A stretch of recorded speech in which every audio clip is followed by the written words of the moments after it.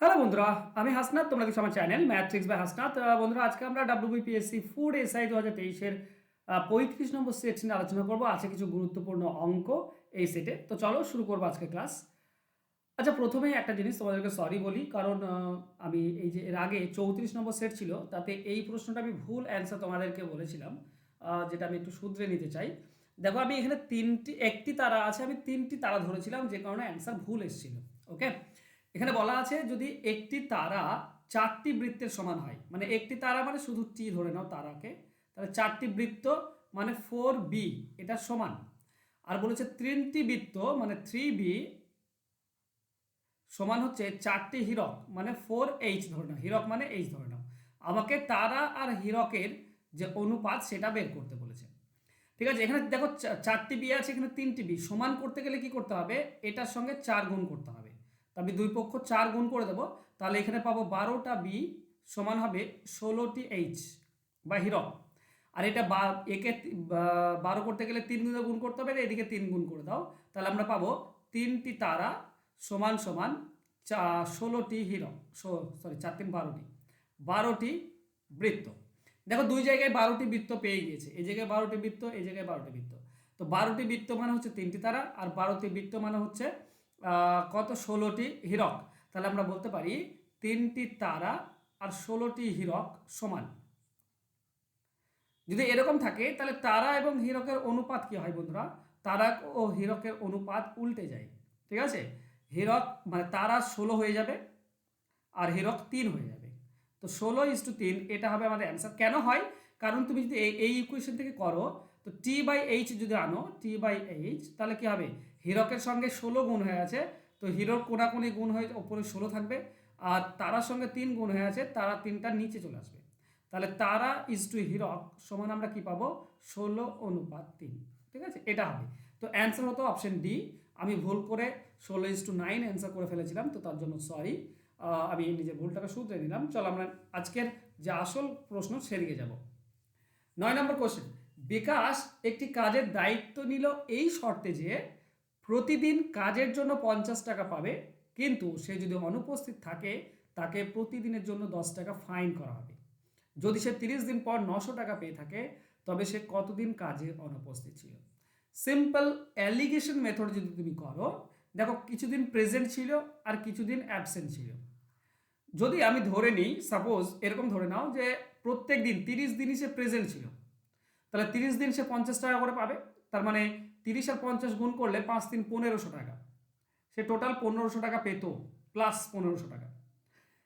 কিন্তু যদি সে 30 দিনই অনুপস্থিত থাকে, তো প্রত্যেক দিন 10 টাকা করে ফাইন হয়।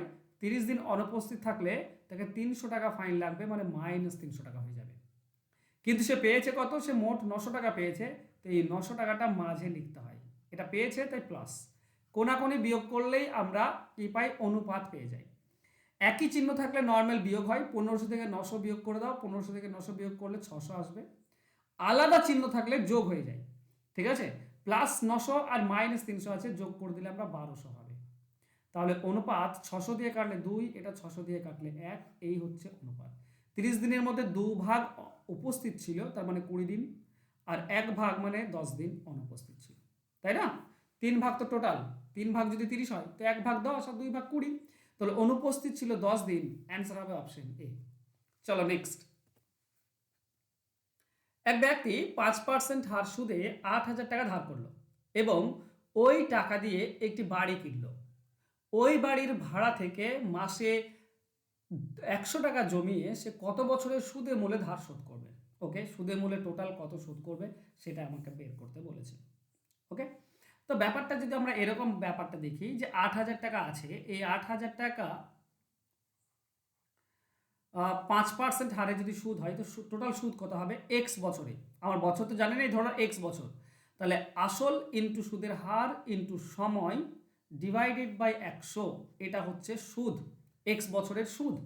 আচ্ছা, তার সঙ্গে আমাকে আসলটা যোগ করতে হবে, তাহলে এটা হলো সুদ আসল, এক্স বছরের সুদ আসল।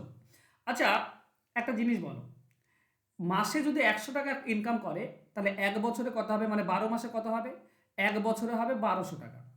1 বছরে যদি 1200 হয়, তো এক্স বছরে কত হবে, 1200 এক্স, তাই না? তাহলে এক এক এক্স বছরে তার টোটাল হচ্ছে 1200 এক্স টাকা। এক বছরে 1200, তো এক্স বছরে 1200 এক্স টাকা। এটাও টোটাল সুদ আসল, কারণ শোধ করবে। এখান থেকে তোমাকে বের করতে হবে অ্যাকচুয়ালি আমাদের অ্যান্সারটা। ওকে, চলো প্রথমত আমরা এই 100 আর এই দুটি শূন্য কেটে দেব। তাহলে 8 5 40 আর একটা শূন্য থাকে, তার মানে 400 এক্স প্লাস 8000 সমান হচ্ছে 1200 এক্স। আচ্ছা 1200 এক্স যদি এদিকে চলে আসে তো 400 এক্স বিয়োগ হয়ে যাবে, তো -800 এক্স থাকবে, -800 এক্স।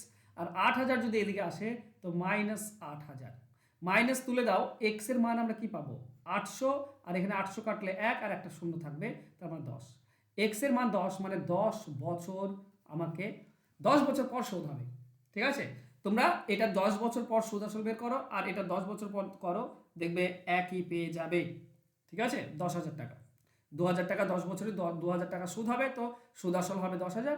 আর এখানে 100 টাকা করে মাসে জমালে দিনে বা এক বছরে 1200, তাহলে 10 বছরে 12,000। আচ্ছা 4,000 সুদ পাবে এটা, তো 12,000 টাকা হয়ে যাবে। ওকে, চলো নেক্সট। তাহলে 10 বছর অপশন এ হবে সঠিক উত্তর। Next question. এক ব্যক্তি 1 জানুয়ারি 1,000 টাকা ব্যাংকে জমা রাখলেন, কিন্তু 8 মাস পরে 600 টাকা তুলে নিলেন।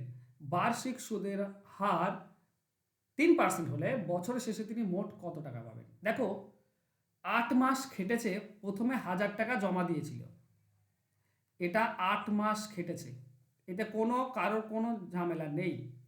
আর 8 মাস পরে 600 টাকা তুলে নিল, তার মানে 400 টাকা থাকলো। এই 400 টাকা বাকি 4 মাস খেটেছে। আমরা কি করব, সুদের হার বছরে 3% বলেছে, তো এখানে দেখো 8 মাস মানে 4-এর 4 4 2 বার, আর এখানে 4 মাস মানে 4 মাসে একবার। আমরা যদি 4 মাসের সুদের হার ধরি তাহলে ইজি হবে। দেখো 12 মাসে 3%, বার্ষিক সুদের হার মানে 12 মাসে 3, তাহলে 4 মাসে কত? 4 মাস মানে 3/1 তাহলে 1% সুদ হবে। 4 মাস মানে 1% সুদ হবে, তো 1% সুদের হারে বের করব। ওকে ওকে, এবার ব্যাপারটা এইভাবে হবে, 1,000 টাকা 1% সুদের হার, কিন্তু কয়বার 1% পাবে? 8 মাস মানে দুবার 1% করে সুদ পাবে, মানে সময়টা হচ্ছে 2 বার, সুদটা পাবে সে 2 বার। 8 মাস মানে 4 মাস 4 মাস করে 2 বার, তাহলে 2/100। চলো 100 সঙ্গে দুটি শূন্য কেটে দাও, তো 10 আর 2 20 টাকা, তো এখানে সুদ হবে 20 টাকা। প্রথম 8 মাসের সুদ হলো 20 টাকা, আর এখানে 4 মাস মানে একবার সুদ পাবে। ঠিক আছে, 400 টাকা আছে, তো 400 ইন্টু সুদের হার ইন্টু সময়, সময় হচ্ছে একবার, 4 মাস মানে একবার, আমি 4 মাসে একবার একবার করে ধরেছি, /100। 100-র জন্য দুটি শূন্য কেটে দাও, মানে 4 টাকা, এখানে সুদ হবে 4 টাকা। তাহলে টোটাল সুদ হচ্ছে কত? 20 টাকা আর 4 টাকা, টোটাল সুদ হবে 24 টাকা। এই হচ্ছে সিম্পল কনসেপ্ট। কনসেপ্ট ক্লিয়ার থাকো, অ্যান্সার ইজিলি করতে পারবে। ওকে, নেক্সট। একটি বর্গাকার পার্কের ক্ষেত্রফল হচ্ছে 2048 বর্গমিটার, কর্ণের দৈর্ঘ্য কত? ওকে, আচ্ছা তোমাদেরকে যদি বলি ফুড আছে, ফুড এসআই এইটা নেই, ঠিক আছে, বর্গক্ষেত্র নেই, তবু ঠিক আছে করে নাও, আসতে পারে।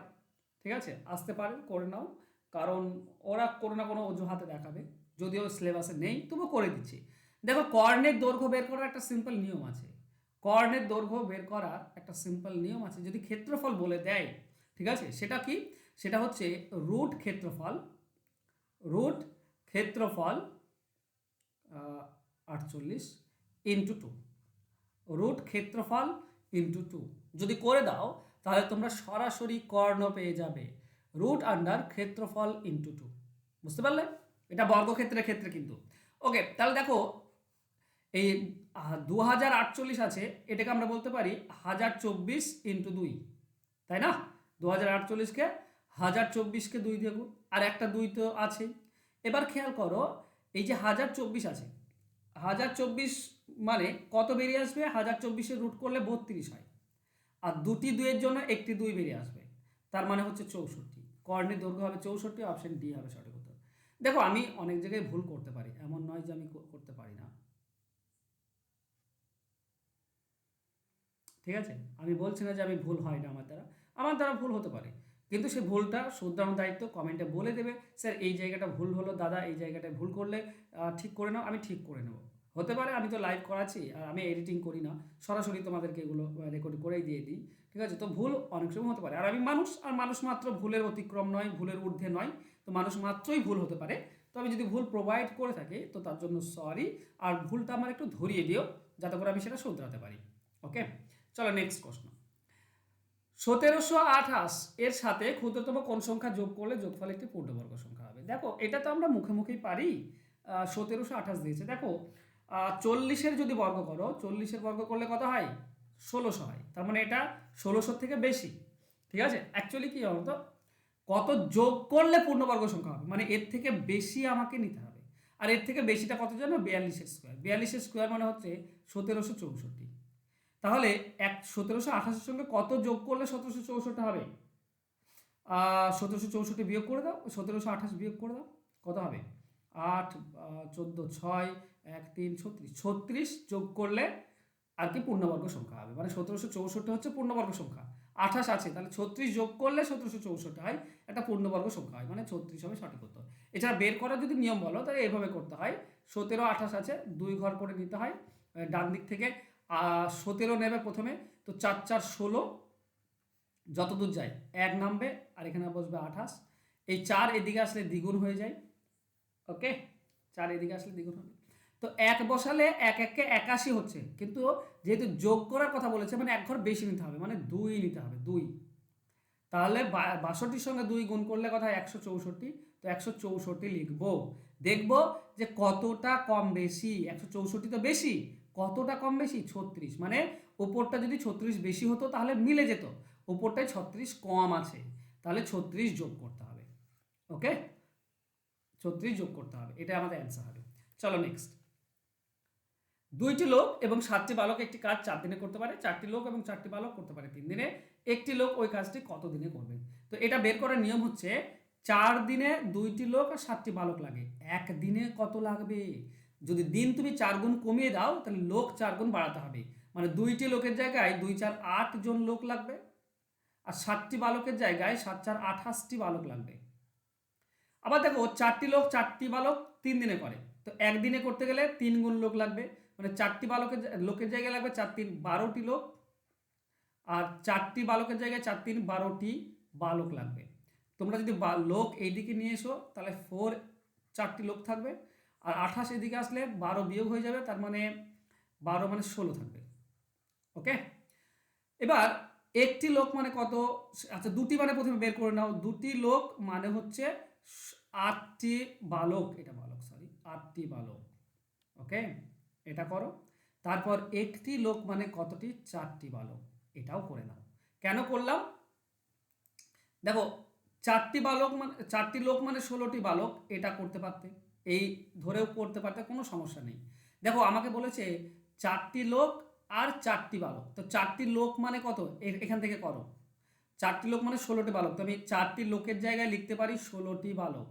তাহলে 16টি বালক আর এই 4টি বালক, মোট 20টি বালক।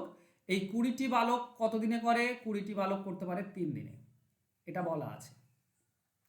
আর আমাকে বলেছে একটি লোক মানে তো 4 জন বালক, তাহলে 4 জন বালক কত দিনে করবে?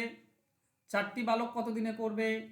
তাহলে দেখো লোক 5 গুণ কম আছে, তাহলে দিন 5 গুণ বেশি লাগবে, মানে 3 5 15 দিন। মুখে মুখে অ্যান্সার, ঠিক আছে? এছাড়া এভাবে করতে পারো যে 3 দিন আছে 3 লিখলাম, 20টি বালক থাকলে 3 দিনে 4টি বালক অবশ্যই বেশি দিন লাগবে, তো 20 আর 4-এর মধ্যে বেশিটা উপরে যাবে, নিচে কম। দেখো আমাকে চেয়েছে কি বলতো, সরি 4-এর সঙ্গে এটা কাটলে 5, তো 5 3 15। দেখো আমাকে চেয়েছে একটি লোকই আমি কিন্তু বের করেছি, কারণ একটি লোক মানে তো 4টি বালক, তো 4টি বালক বের করা আর একটি লোক বের করা একই জিনিস, ঠিক আছে? এই জিনিসটা বুঝতে হবে, 4টি লোক বালক আর একটি লোক সমান। ওকে, চলো নেক্সট কোশ্চেন। কোন আসল চক্রবৃদ্ধি সুদের হারে 3 বছরে 3 গুণ হলে কত বছরে 9 গুণ হবে? দেখো একটা ফর্মেট রয়েছে, ঠিক আছে? 1 plus R divided by 100 to the power 3 বছরে বলেছে, মানে পাওয়ারে 3 সমান হবে 3 গুণ, মানে এটা 3। এটা যদি 1 গুণ হয় আসল, তো সুদ আসল হবে 3 গুণ। এবার এই 3কে 9 করতে হবে, 3কে যদি 9 করতে চাও তাহলে পাওয়ারে কত লাগে? পাওয়ারে 2 লাগে। তাহলে এর দিকেও পাওয়ারে তো তুমি 2 দেবে, 2 দিকে তো পাওয়ারে 2 দেবে। তাহলে এদিকটা কি দাঁড়াবে? এদিকে দাঁড়াবে 1 প্লাস আর ডিভাইডেড বাই 100। দেখো 3 আর 2 গুণ হয়ে যায় মানে 6 সমান সমান এটা 3 পাওয়ার হচ্ছে 2 মানে এটা 9, 9 গুণ হলো। এবার 1 বসাও, ঠিক আছে? তাহলে 6 বছরে এখানে দেখো যেটা পাওয়ার থাকে সেটা কত? 6 বছর। 6 বছরে 9 গুণ হচ্ছে, তার মানে আমাদের অ্যান্সার হবে 6 গুণ 6 বছর। ঠিক আছে? এবার এটা অ্যান্সার বের করার একটা সিম্পল নিয়ম আছে। যত গুণ বলবে আর যত গুণ করতে হবে, ঠিক আছে, সেটাকে 3 গুণ একে 9 করতে হবে, তো স্কোয়ার দিলে 9 হয়। তাহলে এই স্কোয়ারটা যে 2 পেলাম স্কোয়ারে, সেটা গুণ করব যত বছর বলা আছে তার সঙ্গে। 3 বছর বলা আছে, 3-এর সঙ্গে গুণ করে দাও, মানে 6 বছরে 9 গুণ হবে। এটা বের করার এইটা নিয়ম, সিম্পল নিয়ম। এটা অ্যান্সার হবে অপশন 6। ঠিক আছে? অঙ্ক শিখতে চাইলে চলে এসো, ফোন নাম্বার দেখো দেওয়া আছে। অঙ্ক শিখতে চাইলে আমি চ্যাপ্টার ধরে ধরে সিম্পল উপায়ে অঙ্কের অ্যান্সার শেখা মানে বের করা শেখাই। যদি শিখতে চাও আমাকে ফোন করে যোগাযোগ করে নিও। নেক্সট কোশ্চেন, 5,000 টাকা 12% হারে 2 বছরের চক্রবৃদ্ধি এবং সরল সুদের পার্থক্য কত? দেখো পার্থক্য কত হবে এটা দুইভাবে তুমি বের করতে পারো। একটা হচ্ছে ফর্মুলা ধরে, ফর্মুলা হচ্ছে ডিফারেন্স বা পার্থক্য সমান হচ্ছে আসল ইন্টু আর ডিভাইডেড বাই 100 তার স্কোয়ার। তাহলে এখানে বসিয়ে দাও, পি মানে আসল ইন্টু আর মানে 12, নিচে হচ্ছে 100, স্কোয়ার রয়েছে মানে 2 বার হবে, 12 ডিভাইডেড বাই 100 2 বার হবে, বাস। দেখো এখানে 3টি শূন্য আছে, তো এখানে 2টি শূন্য কাটো, এখানে একটি শূন্য কাটলে একটি শূন্য থেকে যাবে। 5 দিয়ে যদি তুমি এটা 10 কেটে দাও তো 2 পাবে, 2 এর সঙ্গে যদি 12 কাটো 6 পাবে, তো 12 6 72 টাকা। এটা হচ্ছে অ্যান্সার, অ্যান্সার হবে এটা। ঠিক আছে? এইভাবে করতে পারো, অ্যান্সার ইজিলি হয়ে যাবে। ওকে, এছাড়া বক্স মেথড ধরেও করলেও করতে পারো। ওকে, তোমরা যারা ডাব্লিউবিপি কনস্টেবলের জন্য বা ফুড এসআই বা ক্লার্কশিপের জন্য মিসলেনিয়াসের জন্য অঙ্ক শিখতে চাইছো, তা তোমরা আমার পেইড ব্যাচে ভর্তি হতে পারো। এই কোর্সটা শুরু হয়েছে, অলরেডি শুরু হয়ে গিয়েছে, মাত্র 299 টাকায় 6 মাস ধরে আমি তোমাদেরকে অঙ্ক শেখাবো, তাও আবার লাইভ রেকর্ডেড ক্লাস থাকছে, পিডিএফ ফাইল থাকছে, ফুল কনসেপ্ট পেয়ে যাবে, শর্টকাট ট্রিক্স পেয়ে যাবে এবং চ্যাপ্টার ওয়াইজ পেয়ে যাবে। তো অঙ্ক যদি শিখতে চাও, যে কোনো পরীক্ষাতে কাজে দেবে এই অঙ্কগুলো, যদি অঙ্ক শেখার উদ্দেশ্য থাকে এবং নিজে শিখে নিজে অ্যান্সার বের করবো এই মানসিকতা যদি থাকে, তাহলে তোমরা আমার এই পেইড ব্যাচে ভর্তি হতে পারো। ফোন নাম্বার দেওয়া আছে, এই নাম্বারে জাস্ট যোগাযোগ করে নিও, ডিটেলস পেয়ে যাবে। ওকে, থ্যাংক ইউ সো মাচ আমার সঙ্গে জুড়ে থাকার জন্য। আর বলি, কোথাও যদি আমি ভুল প্রোভাইড করে থাকি তো একটু প্লিজ বলে দিও, আর হেজিটেট করো না। আর ব্যাপার হচ্ছে মানুষ মাত্রই ভুল হতে পারে, তো আমার ভুল হয়ে যেতেও পারে, কারণ আমি খুব বেশি এডিটিং করি না, এডিটিং মোটেও করি না। ঠিক আছে? তো ভুল হলে আমাকে একটু বলে দিও। ওকে, থ্যাংক ইউ সো মাচ, দেখা হচ্ছে নেক্সট ক্লাসে, ভালো থেকো, ধন্যবাদ।